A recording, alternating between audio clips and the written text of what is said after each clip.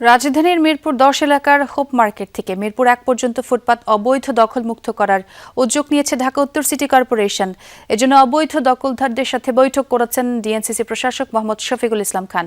এ সময় ফুটপাত দখল করে বসানো দোকান বন্ধ করে সেখানে অবস্থান নেয় অনেক দোকানি। প্রশাসক আসার খবরে অনেকে আবার গা ঢাকা দেয়। বেশ কয়েকজন অবৈধ দোকানদারদের সাথে কথা বলেন ডিএনসিসি প্রশাসক শফিকুল ইসলাম খান।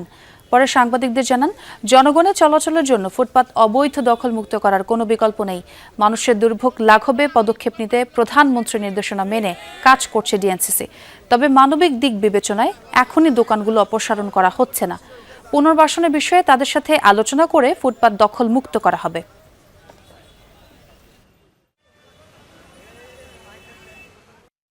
আপনারা নিশ্চিন্তে ব্যবসা করবেন, তবে জনগণের সুবিধা থেকে জনগণকে বঞ্চিত করে নয়। জনগণের যেমন যাতায়াতের ব্যবস্থাটাকে সহজভাবে করে দিতে হবে, তেমনিভাবে একইভাবে যারা গরিব ব্যবসায়ী আছে তাদেরকেও একটা ব্যবসায়িক জায়গায় তাদেরকে একটা বন্দোবস্ত করে দিতে হবে।